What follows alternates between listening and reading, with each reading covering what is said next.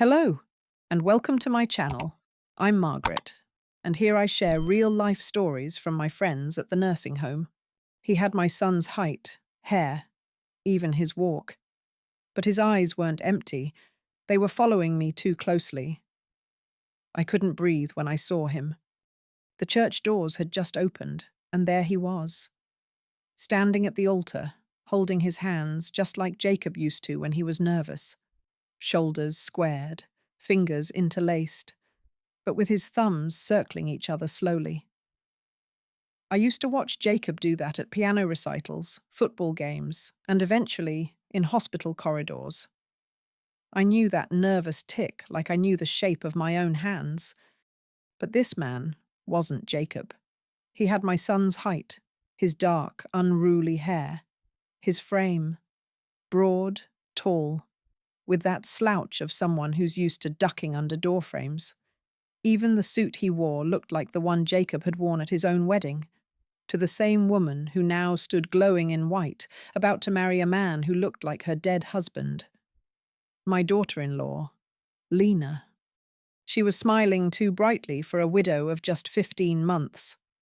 I stood at the back of the church, hands trembling around the envelope I hadn't planned to bring. Inside were screenshots of the last text messages Jacob had sent me. Messages I couldn't unread, no matter how often I tried. My name is Ruth. I'm 62 years old. A retired high school English teacher. A widow. And now, a mother without her only child. It's strange. The things you remember when someone dies. I remember the smell of rain the day Jacob was born. The sharp, clean scent of hospital antiseptic mixed with my husband's old cologne. The first thing Jacob ever said to me was, "Up," holding out his tiny arms. The last thing he said to me, at least in person, was, "I'm just tired, Mom. I'm fine. Just tired." 2 days later, he was gone. They said it was an accident, a fall, down the basement stairs, a blow to the head, nothing suspicious, at least not to the police. But to a mother, there was always something wrong, especially after I saw that man standing where Jacob should have stood. Lena didn't notice me until after the ceremony. By then, I'd slipped into the reception hall unnoticed, sitting near the back with the cousins no one really talks to. I watched Lena flit from table to table, her blonde hair curled perfectly, her dress hugging her waist, just like it did the first time I saw her marry. Jacob's hand resting protectively on her back. She looked more radiant now than she ever had when Jacob was alive. I caught her eye briefly during the first dance. Her expression froze for a moment, not guilt, not sadness, but something else. Irritation. She hadn't expected me to come. I hadn't planned to. But the envelope in my bag, the one with the screenshots, had been sitting in my nightstand drawer for over a year. I hadn't shown them to anyone. Not even the grief counselor my church paid for. "Mum," Jacob had texted me 1 week before his death. "Do you remember that guy Lena used to know in college?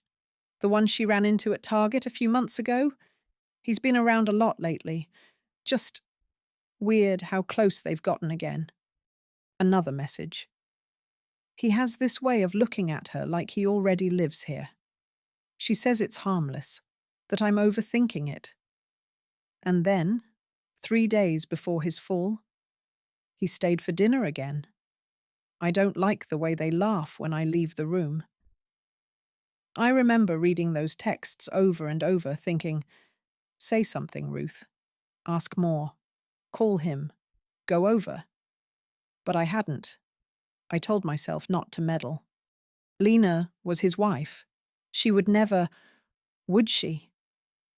I left the reception early, slipped out before the speeches began. But not before I looked the new husband in the eye.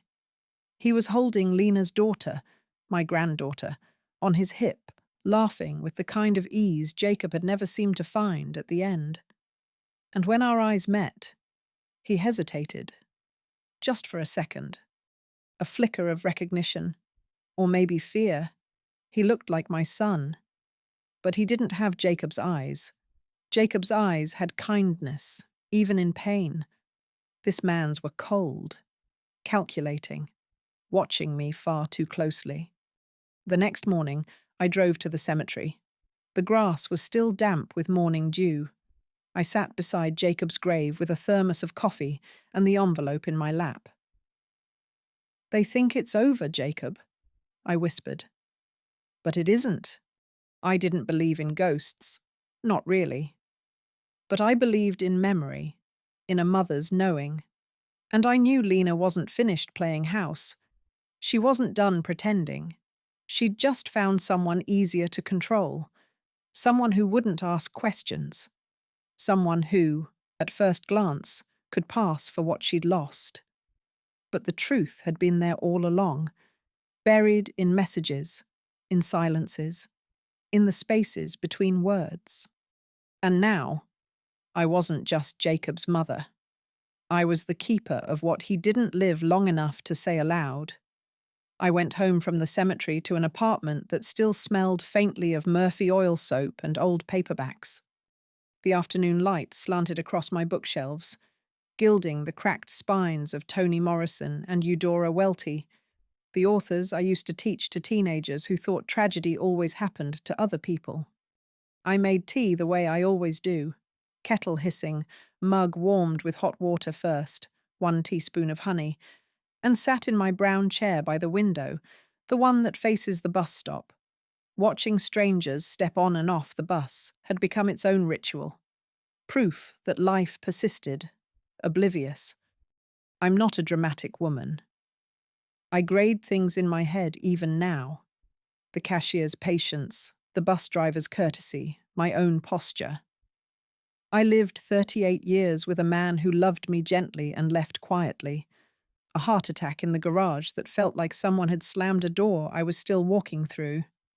I had one child. I poured my seasons into him. I bought cleats and clarinet reeds and whispered prayers over fevers. When he married Lena, I edited her resume and hemmed her dress. I learned to make vegan brownies because that's what she liked. At Christmas, I wrapped the gifts she chose for herself from Jacob because she was better at picking. After he died, Lena texted me the funeral details in bullet points and signed off with, "Thanks." She let me keep a box of Jacob's t-shirts, saying the rest fit the new decor she had in mind. She took his watch and his wedding ring. "For the kids later," she said, brushing hair out of her face with impatience, as if grief were static electricity. The injustice isn't just that she moved on. People move on. The injustice is the rehearsal of it, the way she maintained a stage set so convincing that even I clapped for a while. The meals posted on Instagram with captions about resilience. The way she corrected anyone who said widow with a bright, corrective, single mom. The way she told Emma, my 8-year-old granddaughter, that Daddy got tired and slipped, like he was a light bulb that broke itself. At the reception, one of my old colleagues, Miriam, squeezed my hand. "Ruth, you shouldn't have come," she whispered. "I needed to see," I said. "See what?" "If it was a mask," I said, and Miriam's eyes softened in a way that made me nearly cry on the spot. That evening, after the tea, I pulled out the fireproof box from under my bed. Inside, birth certificates, my husband's letters from the Gulf, Jacob's report cards, the little clay turtle he made in 2nd grade, and the phone he used to own before he upgraded, the one he had given me, in case you ever need a spare. I had never even turned it on. It booted with a low battery cough, and then, as if offering me a hand, his home screen slid into place. Same wallpaper. A photo of Emma holding a daisy, her front teeth still coming in, freckles scattered like cream. I plugged the phone into the wall and waited. Old messages were there. Some I hadn't seen before because he hadn't sent them to me. A cloud backup had restored the threads he never deleted. Lena's texts were immaculate. She wrote like someone expecting to be read by strangers. Picking up Emma at 3. Can you get milk? Please don't forget garbage day. It smells. And then, sprinkled in like a spice, a different number. Evan, you coming by late? She asked if you could help with the shelf. I'm at work. She said you're off early, just for a bit. She misses your playlists, LOL. The first messages were months before Jacob's fall. Elbowing their way into a marriage I thought was unremarkable. Stable in the way bland is stable. As the weeks rolled forward in the archive, the tone shifted. Evan, whoever he was, stopped asking questions and started telling. Front lock sticks. I'll grab WD-40. Leave garage door code. I'll fix the hinge. She wants to try that new Thai place Friday. You cool to watch the kids? My chest went cold. I scrolled to the week before the funeral and found a text from Jacob to Evan that made me stand. I read it aloud because hearing the words made him present. Stop coming over when I'm not home. We have boundaries. You're making my wife uncomfortable. And then, a minute later, she says that's not true? Okay, then I'm uncomfortable. No reply from Evan. The thread went silent. 2 days later. The fall. I slept badly, waking every hour to the hush of tires on wet pavement outside. At 4 a.m., I wrote in the notebook I keep for insomnia, am I seeking truth or permission to be angry? And then, what would Jacob have wanted me to do with this? And then, because honesty matters, punish her or free him free. On Sunday, Lena texted, brunch at 11? The kids want to see you. Evan's parents are in town too. It'll be fun. The audacity of that last word stung. Fun.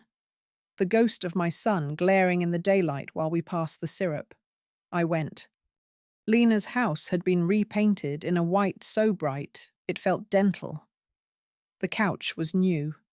The photographs on the mantel had been rearranged. Jacob's face moved to the side, slightly out of the gallery's line of sight, as if he were an extra in his own memory. Emma ran to me in socks, slid on the rug, and flew into my lap. Theo toddled after, fists full of blueberries. Grandma, guess what? Emma said. We're going to the mountains with Evan's parents.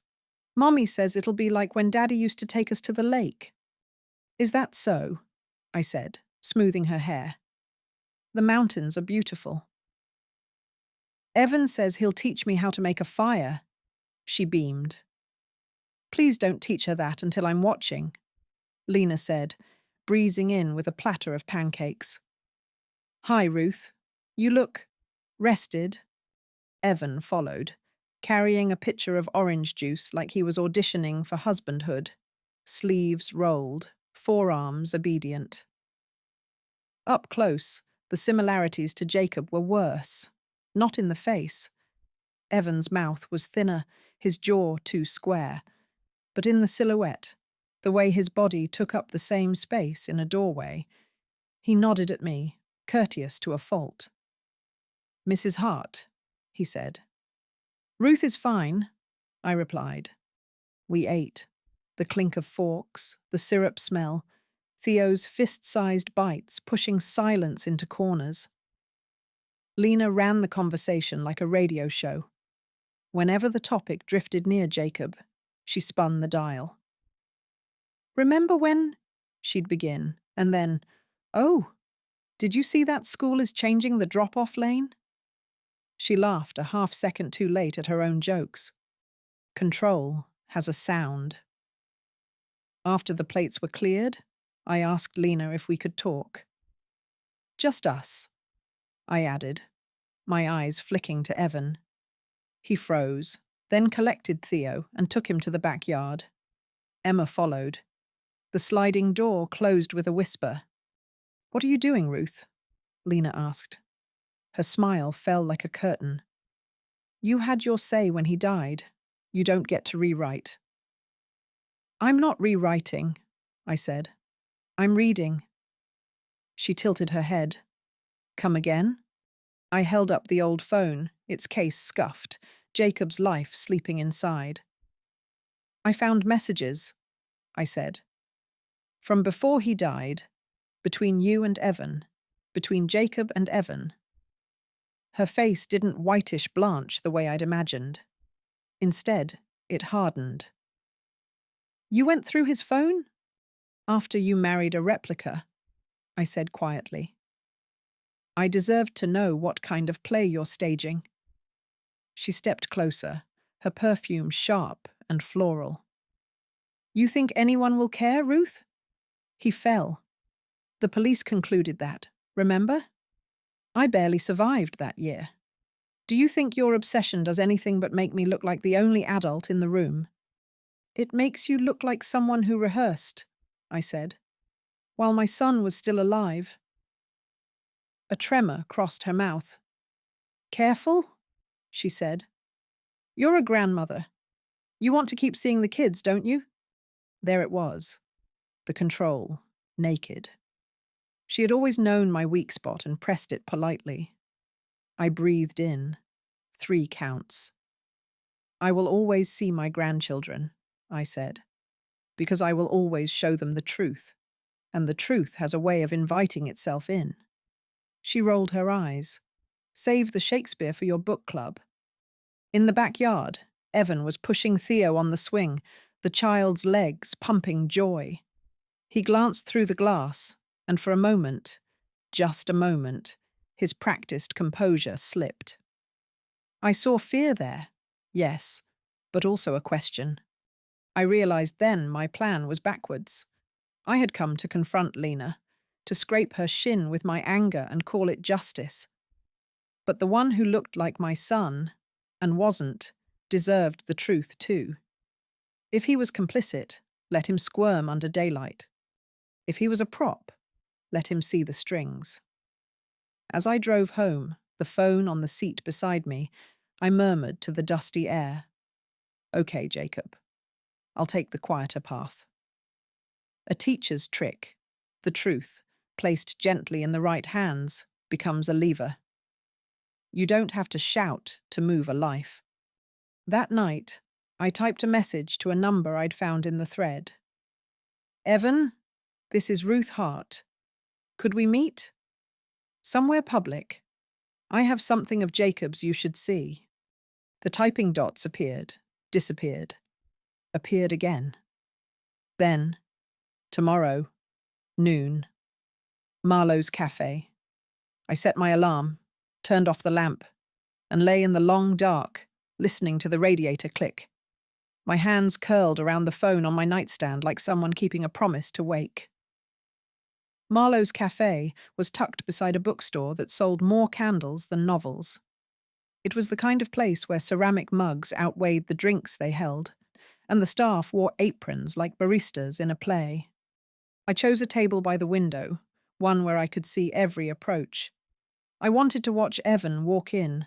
I wanted to watch his face before it knew it was being watched. He arrived 2 minutes early. That told me everything I needed. He wore a slate grey hoodie and jeans, trying to look young, casual, not like someone whose life might be about to shift under his feet. He saw me, nodded, then crossed the cafe floor with that Jacob-likeness that made my stomach turn. The same gait, the same subconscious left-hand twitch. "Thanks for coming," I said as he sat down. He cleared his throat. "You said you had something of Jacob's?" I slid the phone across the table. "Before we go any further, I need you to understand something. I'm not here to accuse you of murder. I'm not a conspiracy theorist, Evan. I'm a mother. I buried my son. And now, I'm sitting across from a man who lives in his house, married his wife, fathers his children, and walks like his shadow. He didn't touch the phone. You should read the messages between you and Lena, I said. Then between Jacob and you. I don't think this is appropriate, he said stiffly.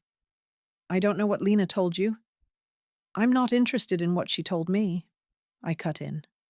I'm interested in what you knew and when. He finally picked up the phone, scrolled, slowed down when he saw his name.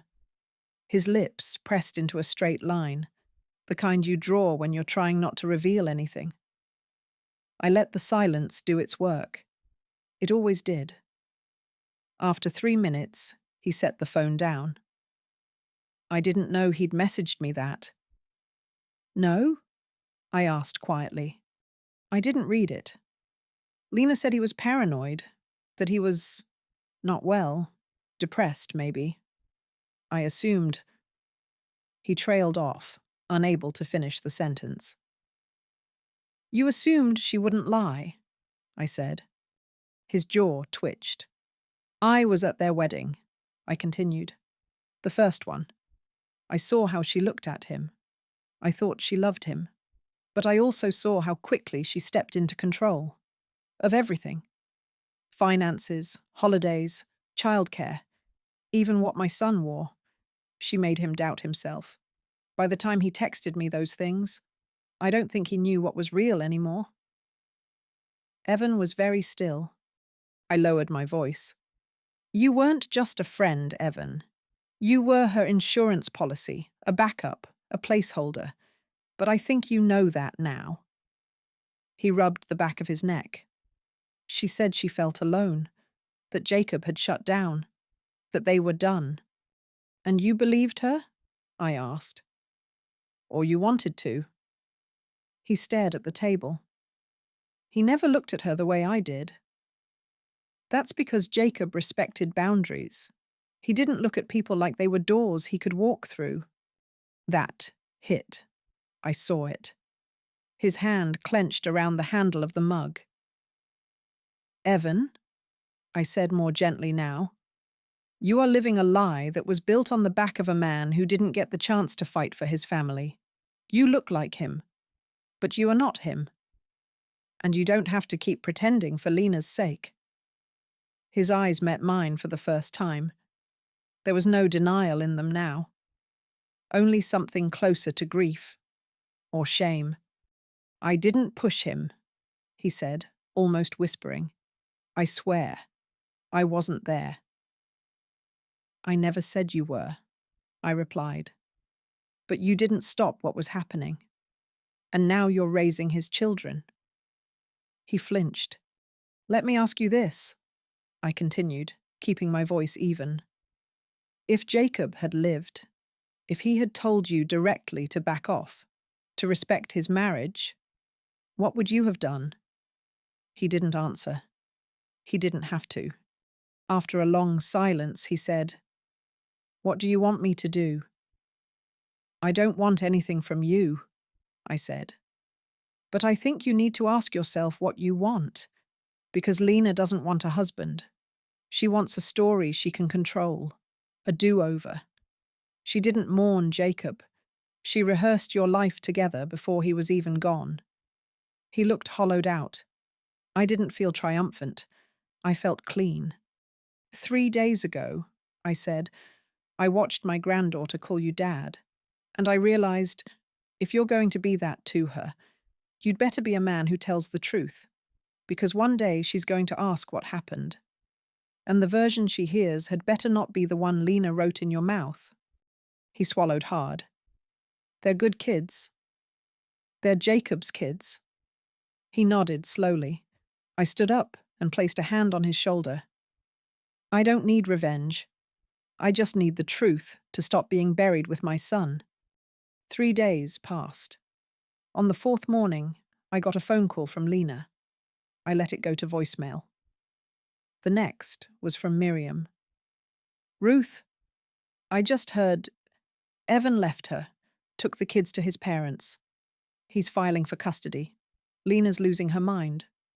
I sat down in the kitchen and cried into my sleeve, not from happiness, not from rage, but from the strange, tidal grief of justice, the slow, quiet kind. A week later, I was called to testify. Family court. Evan's lawyer asked if I would provide character references, screenshots, testimony. I said yes. I told the judge everything. I read the texts aloud in court.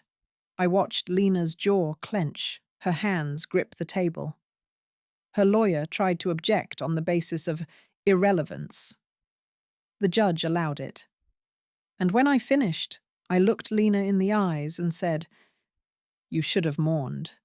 Instead, you rehearsed." And finally, the last line I had written in my notebook 100 times and now spoke aloud. She tried to resurrect what she destroyed.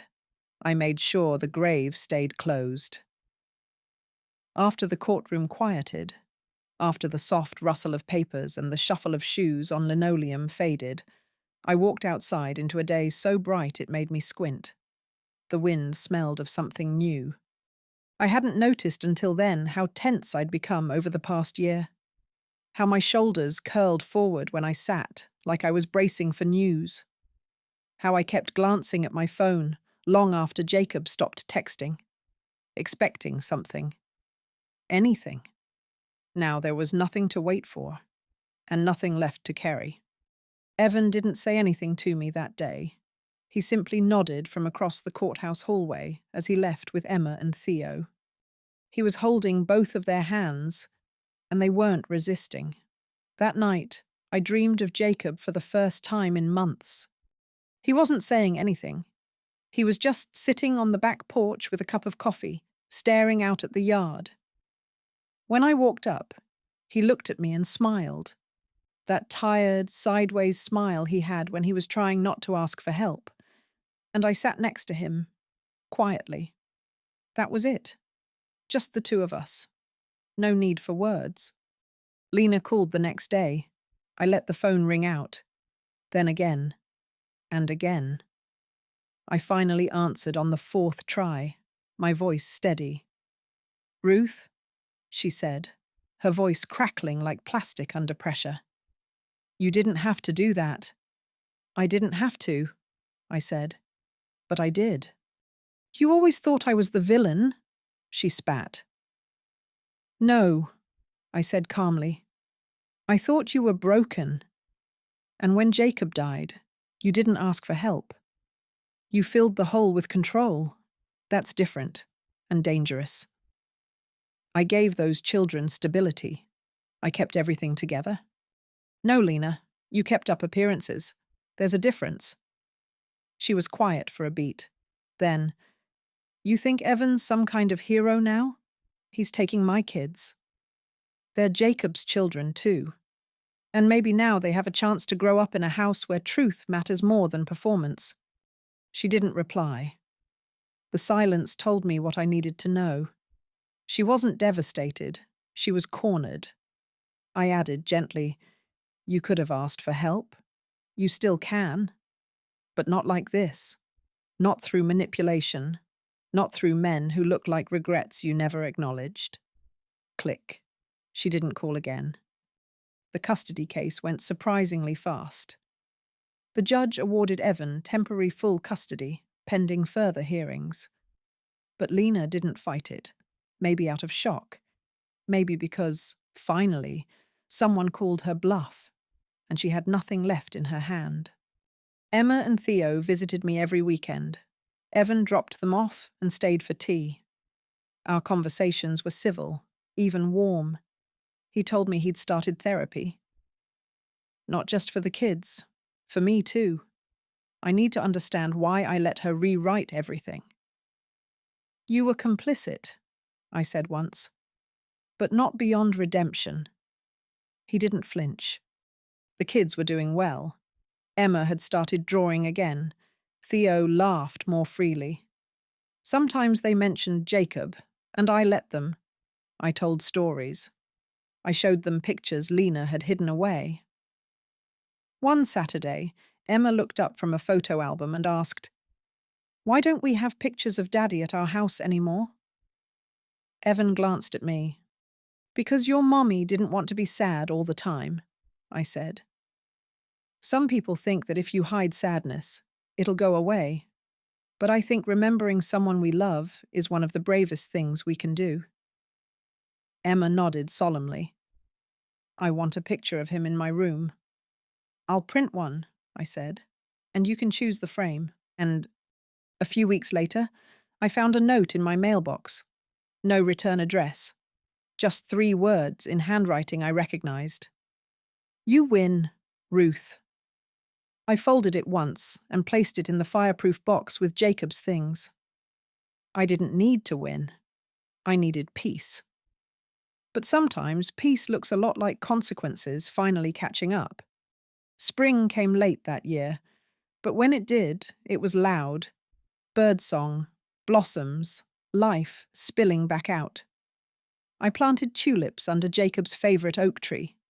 Emma helped, wearing her father's old flannel shirt as a smock. Why tulips? She asked. Because they come back, I said. No matter how harsh the winter. She patted the soil gently. Like Daddy?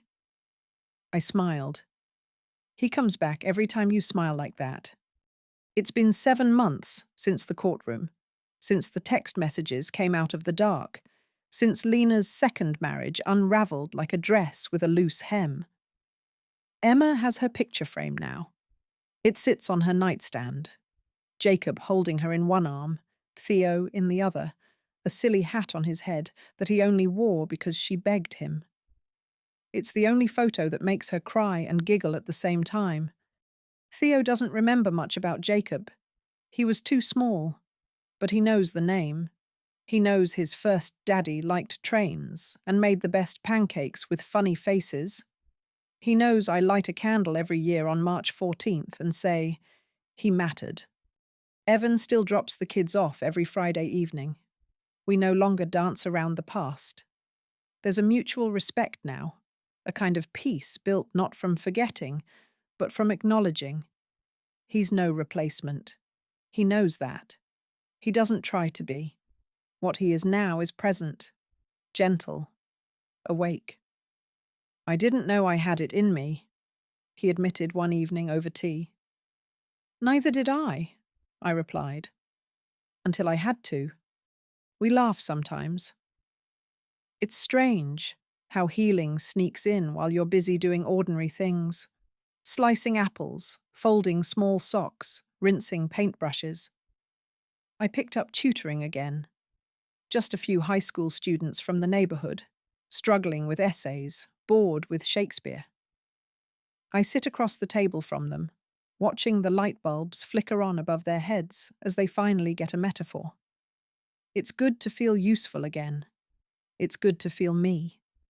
I also joined a book club, not out of loneliness, but curiosity. Women like me, widows, divorcees, women with weathered hands and sharp opinions. We read stories about other people's endings and beginnings. And afterward, we talk like our lives are still chapters in progress. Because they are. As for Lena, the last I heard, she moved back to her parents' house 2 towns over. There's no custody battle, no appeals. She visits the children once a month, sometimes less. Emma says her mother always seems tired now. She doesn't ask for more time. I wonder if, finally, she realized what she broke. Or maybe she's still rehearsing another version of herself somewhere else. But I don't chase that answer anymore. It's not my job to keep her honest. It's my job to keep the truth intact for Jacob's children. I walk more these days. I wear my hair long again, grey and all. I stopped dyeing it when Jacob passed. Grief aged me overnight anyway, and there's something dignified in not hiding it. At the park, children run past me with the same chaotic energy Jacob had at their age. Their shoes squeak. Their joy sounds like music I still understand. There's a bench by the pond I like. I sit there sometimes with a coffee and my little leather notebook, the one I started the night before everything changed. The last entry I wrote was 2 weeks ago. Justice came softly, not with thunder, but with quiet boundaries. I didn't scream. I didn't beg. I just turned on the light and watched the shadows scatter. I live alone, but I am not lonely. My son is gone, but I carry him forward. In the bedtime stories I tell Emma, in the way Theo lights up when he sees a toy train, in the warmth I feel when I stand up for myself without needing applause. I thought I'd never feel whole again, but healing is a slow reintroduction to your own name, and mine is Ruth, strong, still, and finally, free.